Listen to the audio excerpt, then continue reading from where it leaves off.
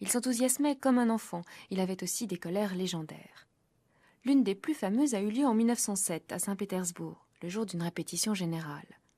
Chaliapine chantait Holoferne dans l'opéra Judith de Serov. Serov est oublié aujourd'hui, c'était un compositeur apprécié à l'époque. Il avait été l'ami de Glinka et de Liszt, on donnait très souvent ses opéras.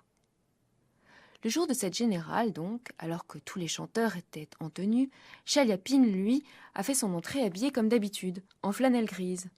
Motif, il était mécontent de son costume. Ce n'est pas tout.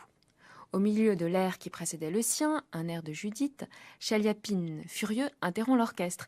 Il prend la cantatrice par la main, il l'emmène au fond de la scène.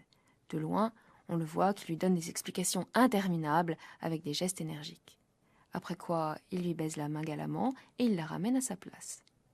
Ensuite, c'est le tour du chœur, même scénario. Chaliapine, d'un coup, mécontent, fait tout arrêter. Il appelle l'assistant metteur en scène et il lui dit, d'un ton furieux, que les gestes ne sont ni faits ni à faire, que le chœur ne doit pas s'agenouiller à ce moment-là, qu'il n'a rien compris. Pour finir, à son tour, Chaliapine a chanté son air, à pleine voix, et il est sorti à grandes enjambées. Teliakovski, le directeur des théâtres impériaux, était horrifié. Mais quand Chaliapine chantait, le sortilège était tel qu'il lui pardonnait tout. Chaliapine a enregistré un air de Serov, non pas celui d'Holoferne, mais un extrait de l'opéra Le pouvoir hostile. C'est un air de bravoure, assez curieux, vous allez voir, avec balalaïka.